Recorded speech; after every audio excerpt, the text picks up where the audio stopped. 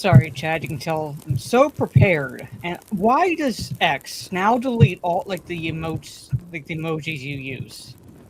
Why, like if you don't use them every day, they just don't show up in your used emojis.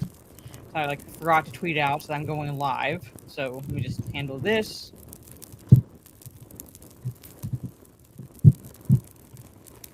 Ever since Elon took over. Anyway, chat, welcome everyone to the start of the spooky reading season. So, yeah, so I'm gonna have my lights, my light off, my overhead light off, and everything. So I have kind of the gothic atmosphere. My camera doesn't fucking like it. But welcome, everyone, welcome. Like I said, to the start of the spooky season reading streams. I know, JM, it's so much worse. The only thing good about it is that you don't get yeeted from X for the stupidest stuff. Basically, unlike unlike before. That's the one positive I can say about it. Everything else, it's broken. Nothing was fixed. Anyway, but here it is, chat. The Hellbound Heart, and I hope you enjoy the live reading. And if you're listening to the replay, I hope you enjoy listening to the replay. But this is the start, and what's going to happen is, with this book, there's only about 11 chapters. I'm going to read the first 2 tonight. The next reading stream, I'm going to read chapters 3, 4, and 5, and then after that, 2 chapters a night, basically. So 6 and 7, 8 and 9, 10 and 11. Work it that way, basically. So I'm covering about roughly 2 chapters a night, save for chapters 3 through 5, because those chapters are kind of on the short side. So, without further ado, ladies and gentlemen, my camera hates me. The Hellbound Heart by Clive Barker. We have such sights to show you. Okay, so chapter 1. So intent was Frank upon solving the puzzle of Lamar Shan's box that he didn't hear the great bell begin to ring. The device had been constructed by a master craftsman, and the riddle was this: that though he had been told the box contained wonders, there simply seemed to be no way into it. No clue on any of its 6 black, lacquered faces as to the whereabouts of the pressure points that would disengage one piece of this 3-dimensional jigsaw from another. I don't know, JM. Frank had seen similar puzzles, mostly in Hong Kong, products of the Chinese taste for making metaphysics of hard wood, but to the acuity and technical genius of the Chinese, the Frenchman had brought a perverse logic that was entirely his own. If there was a system to the puzzle, Frank had failed to find it. Only after several hours of trial and error did a chance juxtaposition of thumbs, middle and last fingers bear fruit, an almost imperceptible click, and then victory! A segment of the box slid out from beside its neighbors. There were 2 revelations. The first, that the interior surfaces were brilliantly polished. Frank's reflection, distorted and fragmented, skated across the lacquer. The second, that Lamar Shan, who had been in his time a maker of singing birds, had constructed the box so that opening it tripped a musical mechanism, which began to tinkle a short rondo of sublime banality. Encouraged by his success, Frank proceeded to work on the box feverishly, quickly finding fresh alignments of fluted slot and oiled peg, which in their turn revealed further intricacies. And with each solution, each new half-twist or pull, a further melodic element was brought into play. The tune counterpointed and developed until the initial caprice was all but lost in ornamentation. At some point in his labors, the bell had begun to ring, a steady somber tolling. He had not heard, at least not consciously. But when the puzzle was almost finished, the mirrored innards of the box unknotted, he became aware that his stomach churned so violently at the sound of the bell, it might have been ringing half a lifetime. He looked up from his work. For a few moments he supposed the noise to be coming from somewhere in the streets outside, but he rapidly dismissed that notion. It had been almost midnight before he'd begun to work at the birdmaker's box. Several hours had gone by. Hours he would not have remembered passing but for the evidence of his watch. Since then, there was no church in the city, however desperate for adherents, that would ring a summoning bell at such an hour. No, the sound was coming from somewhere much more distant. Through the very door, as yet invisible, that Lamarchand's miraculous box had been constructed to open. Everything that Kircher, who had sold him the box and promised of it, was true. He was on the threshold of a new world, a province infinitely far from the room in which he sat. Infinitely far, yet now suddenly near. The thought had made his breath quick. He had anticipated this moment so keenly, planned with every wit he possessed this rendering of the veil. In moments they would be here, the ones Kircher had called the Cenobites, theologians of the Order of the Gash, summoned from their experiments in the higher reaches of pleasure, to bring their ageless heads into a world of rain and failure. He had worked ceaselessly in the preceding week to prepare the room for them. The bare boards had been meticulously scrubbed and strewn with petals. Upon the west wall he had set up a kind of altar to them, decorated with the kind of placatory offerings Kircher had assured him would nurture their good offices. Bones, bonbons, and needles. A jug of his urine, the product of 7 days' collection, stood on the left of the altar, should they require some spontaneous gesture of self-defilement. On the right, a plate of doves' heads, which Kircher had also advised him to have on hand. He had left no part of the invocation ritual unobserved. No cardinal, eager for the fisherman's shoes, could have been more diligent. But now as the sound of the bell became louder, drowning out the music box, he was afraid. Too late, he murmured to himself, hoping to quell his rising fear. Lamarchand's device was undone. The final trick had been turned. There was no time left for prevarication or regret. Besides, hadn't he risked both life and sanity to make this unveiling possible? The doorway was even now opening to pleasures no more than a handful of humans had ever known existed, much less tasted. Pleasures which would redefine the parameters of sensation, which would release him from the dull round of desire, seduction, and disappointment that had dogged him from late adolescence. He would be transformed by that knowledge, wouldn't he? No man could experience the profundity of such feeling and remain unchanged. The bare bulb in the middle of the room dimmed and brightened and dimmed again. It had taken on the rhythm of the bell, burning its hottest on each chime. In the troughs between the chimes, the darkness in the room became utter. It was as if the world he had occupied for 29 years had ceased to exist.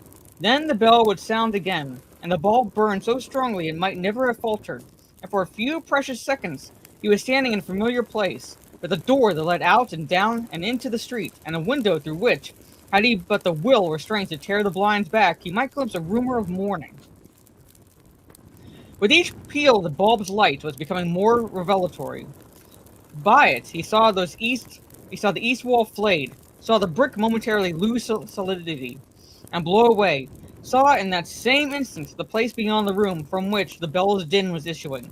A world of birds was it? Vast black birds caught in perpetual tempest. That was all the sense he could make of the province from which, even now, the hierophants were coming. That it was in confusion and full of brittle, broken things that rose and fell and filled the dark air with their fright. And then the wall was solid again, and the bell fell silent. The bulb flickered out. This time it went without a hope of rekindling. He stood in the darkness and said nothing. Even if he could remember the words of welcome he had prepared, his tongue would not have spoken them. It was playing dead in his mouth. And then, light. It came from them. From the quartet of Cenobites. I hate my neighbors. Cenobites who now, with the wall sealed behind them, occupied the room. A fitful phosphorescence, like the glow of deep-sea fishes. Blue, cold, charmless. It struck Frank that he had never once wondered what they would look like. His imagination, though fertile when it came to trickery and theft, was impoverished in other regards. The skill to picture these eminences was beyond him, so he had not even tried. Guess that was a car horn. Why then was he so distressed to set eyes upon them? Was it the scars that covered every inch of their bodies, the flesh cosmetically punctured and sliced and fibulated, and then dusted down with ash? Was it the smell of vanilla they brought with them, the sweetness of which did little to disguise the stench beneath? Or was it that as the light grew and he scanned them more closely, he saw nothing of joy or even humanity in their maimed faces, only desperation and an appetite that made his bowels ache to be voided? "What city is this?" one of the four inquired. Frank had difficulty guessing the speaker's gender with any certainty. Its clothes, some of which were sewn to and through its skin, He had its private parts, and there was nothing in the dregs of its voice or in its willfully disfigured features that offered the least clue. When it spoke, the hooks had transfixed the flaps of its eyes and were wed by an intricate system of chains passed through flesh and bone alike to similar hooks through the lower lip, were teased by the motion, exposing the glistening meat beneath. I asked you a question, it said. Frank made no reply. The name of the city was the last thing on his mind. Do you understand? The figure beside the first speaker demanded. Its voice, unlike that of its companion, was light and breathy, the voice of an excited girl. Every inch of its head had been tattooed with an intricate grid, and at every intersection of its horizontal and vertical axes, a jeweled pin driven through to the bone. Its tongue was similarly decorated. Do you even know who we are? It asked. Yes, Frank said at last. I know.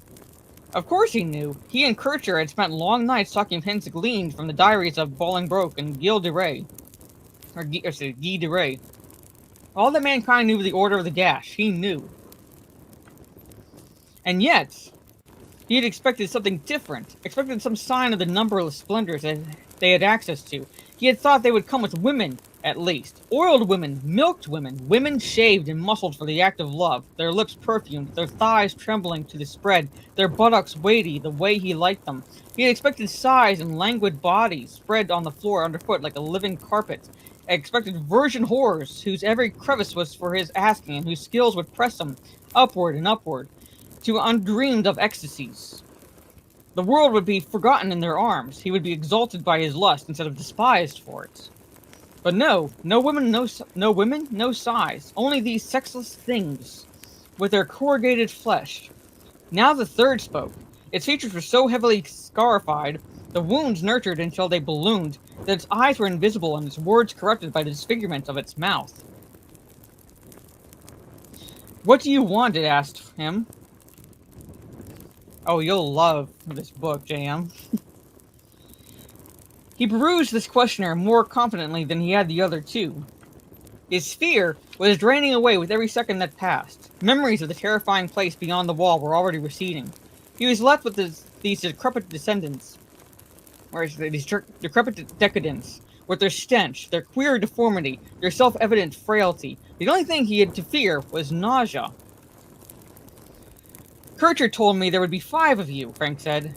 The engineer will arrive should the moment merit, came the reply. Now again, we ask you, what do you want? Why should he not answer them straight? Pleasure, he replied. Kircher said you know about pleasure. Oh, we do, said the first of them. Everything you ever wanted. Yes? Of course. Of course. It stared at him with its all-too-naked eyes.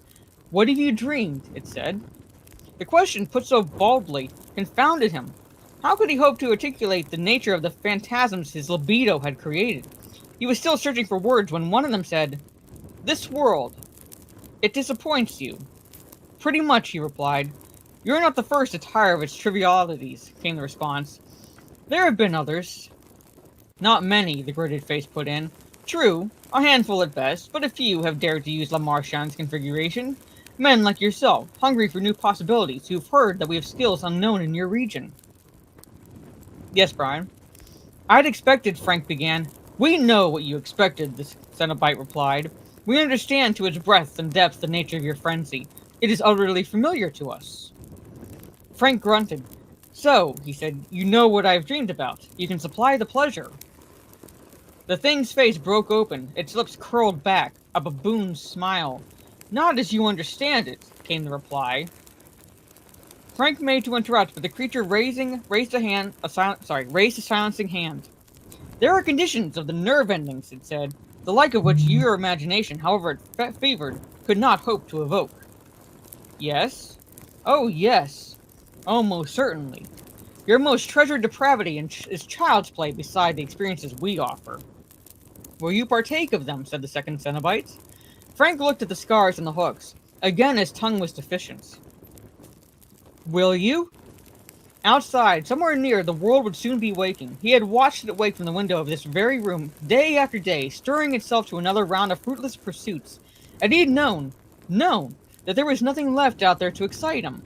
No heat, only sweat. No passion, only sudden lust, and just a sudden indifference. He had turned his back on such dissatisfaction. If in doing so he had to interpret the signs these creatures brought him, then that was the price of ambition. He was ready to pay it. "Show me," he said. "There's no going back. You do understand that." "Show me." They needed no further invitation to raise the curtain.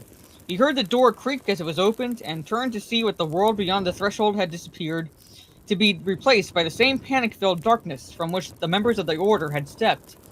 He looked back towards the Cenobites, seeking some explanation for this, but they disappeared. Their passing had not gone unrecorded, however.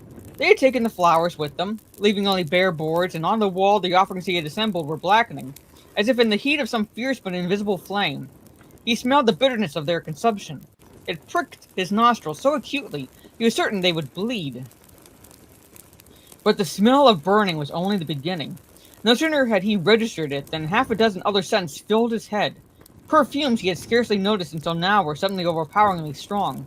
The lingering scent of filched blossoms, the smell of the paint on the ceiling and the sap in the wood beneath his feet, all filled his head. He could even smell the darkness outside the door, and in it the odor of 100,000 birds. He put his hand to his mouth and nose, to stop the onslaught from overcoming him, but the stench of perspiration on his fingers made him giddy. He might have been driven to nausea had there not been fresh sensations flooding his system from each nerve ending and taste bud. It seemed he could suddenly feel the collision of the dust motes with his skin. Every drawn breath chafed his lips, every blink his eyes. Bile burned in the back of his throat, and the morsel of yesterday's beef that had lodged between his teeth sent spasms through his system as it exuded a droplet of gravy upon his tongue. His ears were no less sensitive.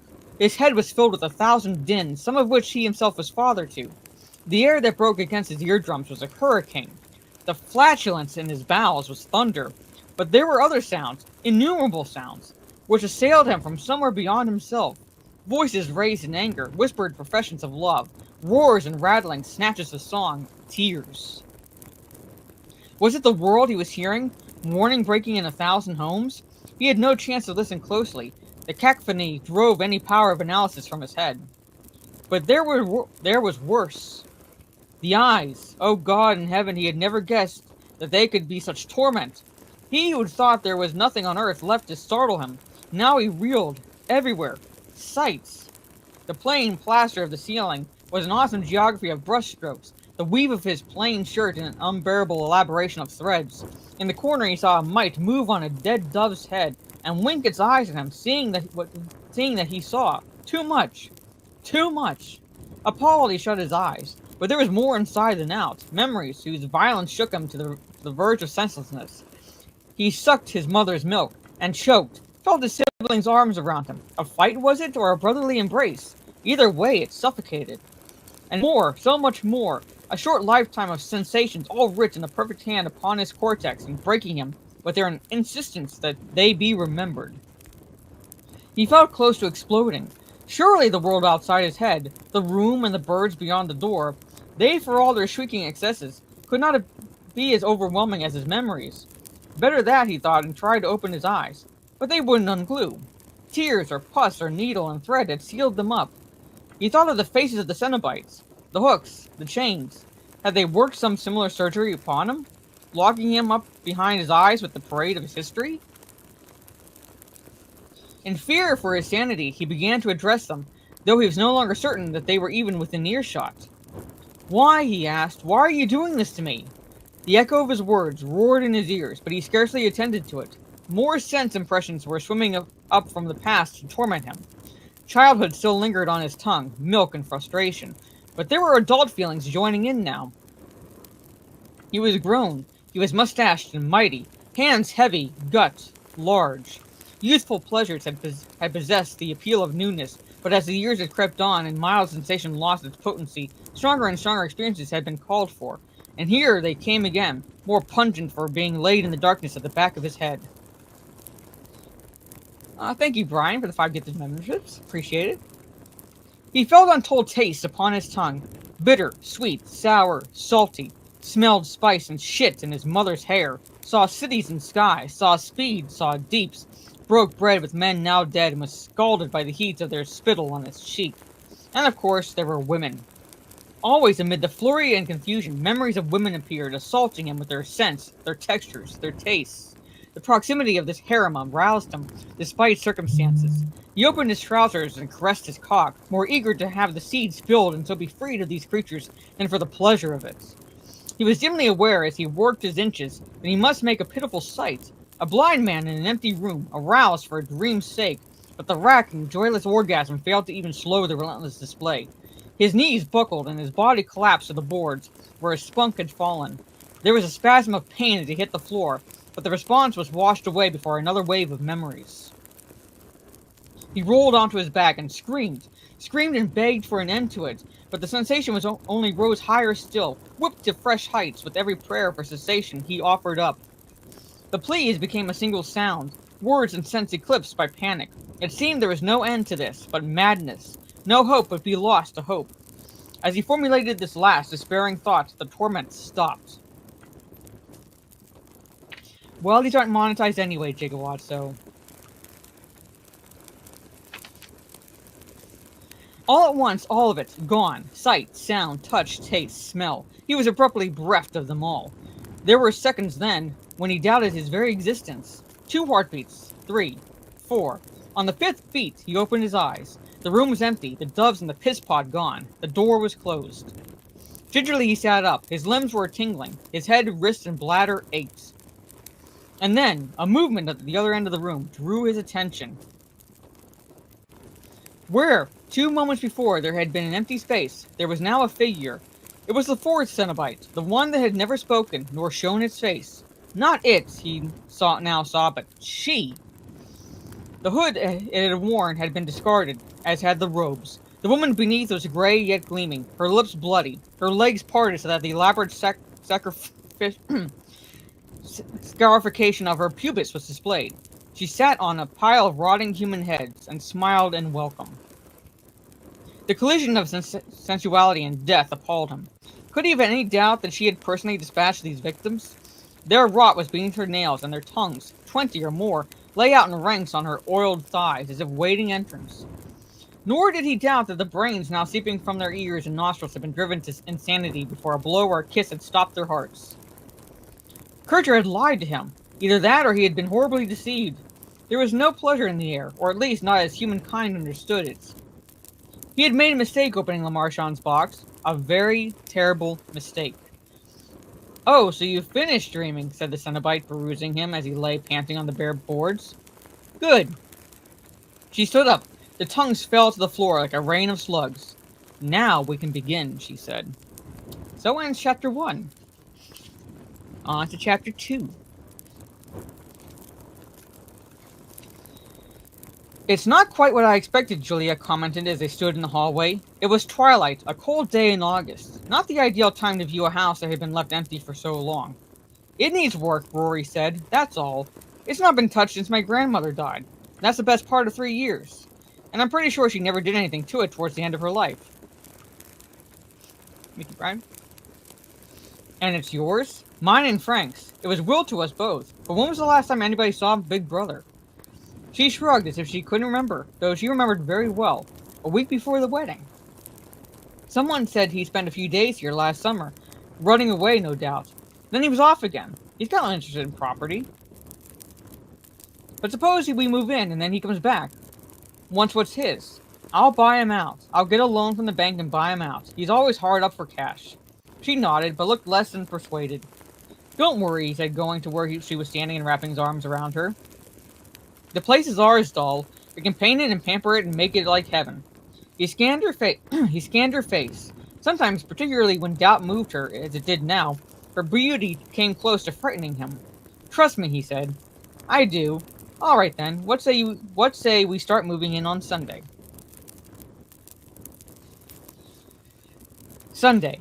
It was still the Lord's Day up this end of the city. Even if the owners of these well-dressed houses and well-pressed children were no longer believers, they still observed the Sabbath. A few curtains were twitched aside when Luton's van drew up, and the unloading began. Some curious neighbors even sauntered past the house once or twice, on the pretext of walking the hounds. But nobody spoke to the new arrivals, much less offered a hand with the furniture. Sunday was not a day to break a sweat. Julia looked after the unpacking, while Rory organized the unloading of the van, with Luton and Mad Bob providing the extra muscle. It took 4 round trips to transfer the bulk of the stuff from Alexandra Road, and at the end of the day, there was still a good deal of bric-a-brac left behind, to be collected at a later point. About 2 in the afternoon, Kirsty turned up on the doorstep. "Came to see if I could give you a hand," she said, with a tone of vague apology in her voice. "Well, you better come in," Julia said. She went back into the front room, which was a battlefield in which only chaos was winning, and quietly cursed Rory. Inviting the lost soul around to offer her services was his doing, no doubt of it.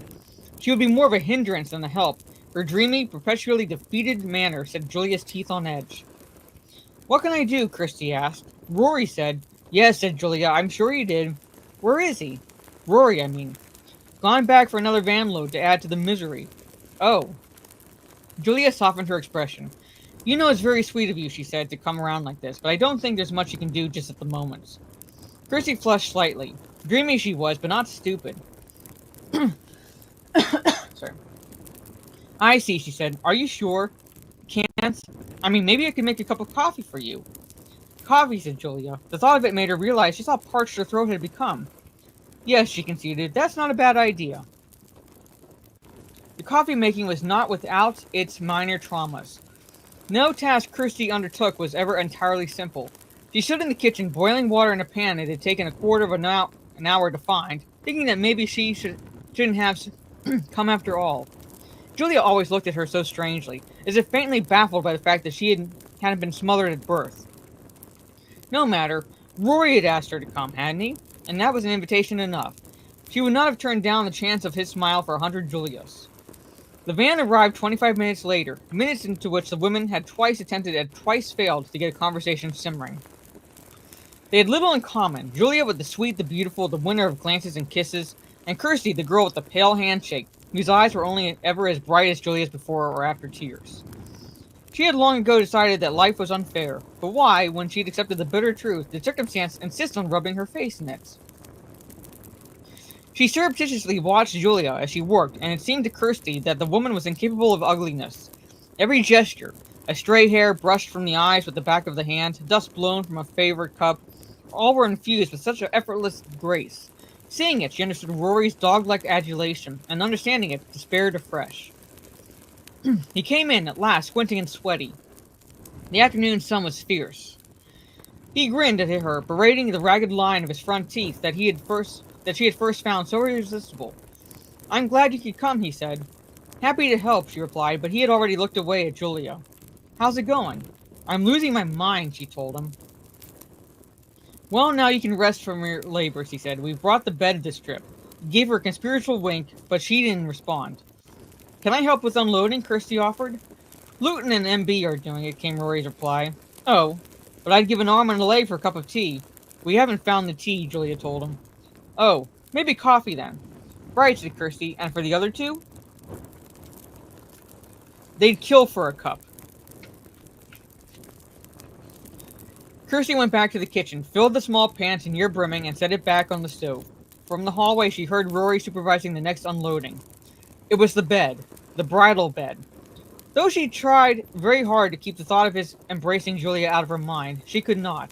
As she stared into the water, and it simmered and steamed and finally boiled, the same painful images of their pleasure came back and back. While the trio were away, gathering the fourth and final load of the day, Julia lost her temper with the unpacking. It was a disaster, she said. Everything had been parceled up and put into the tea chest in the wrong order. She was having to center perfectly useless items to get access to the bare necessities.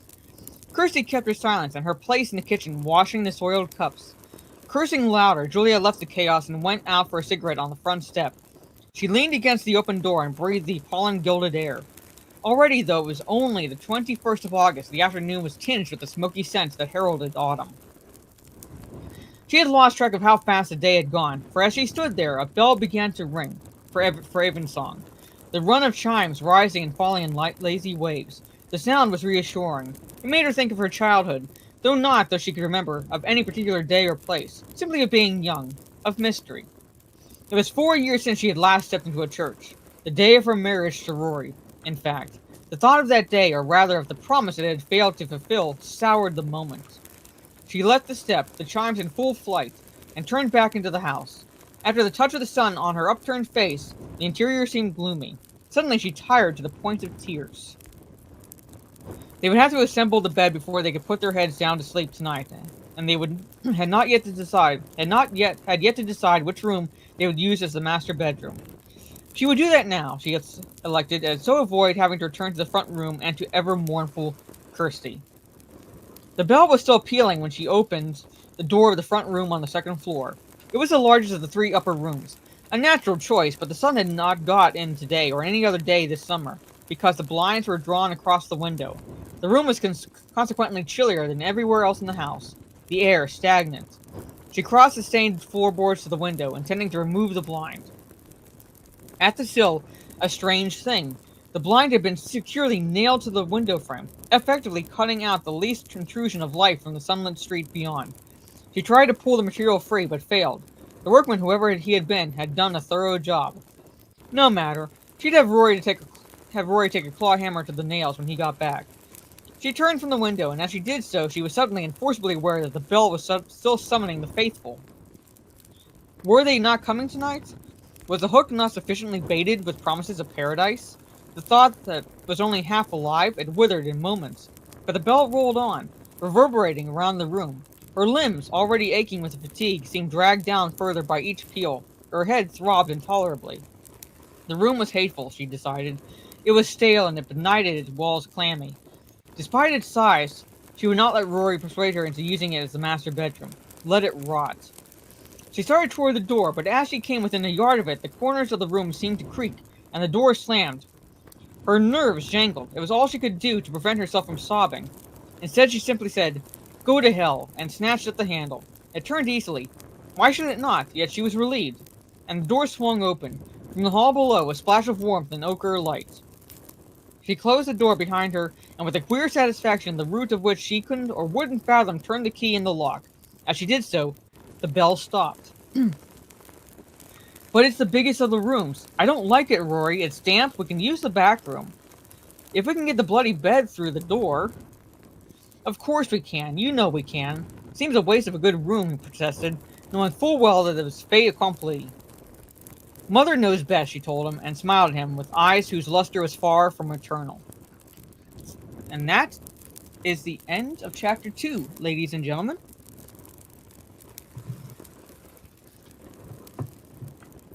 So, as Gigawatt brought up before, yes, there goes the monetization. But I don't monetize these streams. And I don't count super chats and membership and so forth. That happens during the stream. But once the stream is uploaded, essentially, once I'm done with the live stream, I don't monetize them. I make sure of that.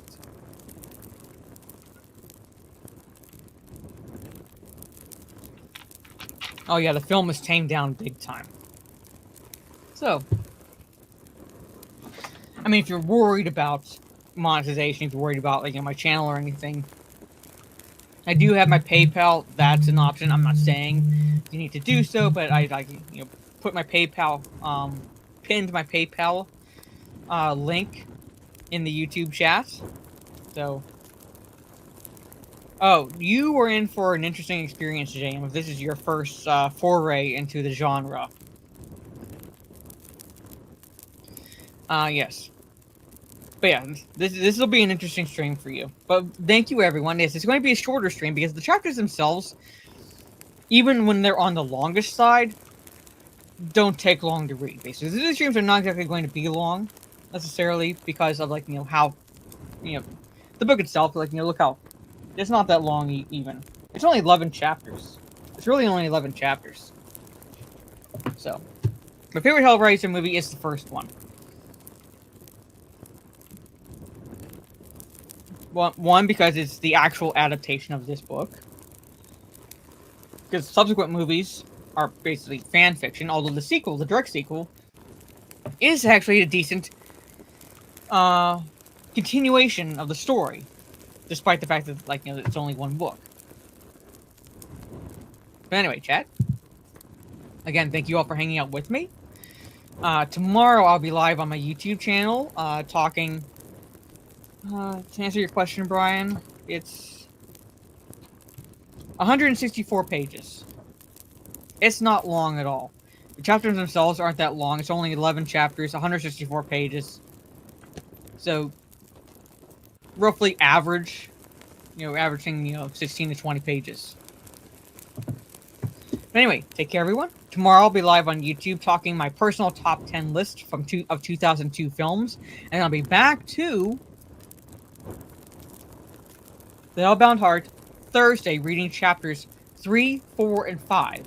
And then following Thursday, the subsequent reading streams, at least for this book, will be 2 chapters a stream, 6 and 7, 8 and 9, 10 and 11, to round out the Hellbound Heart.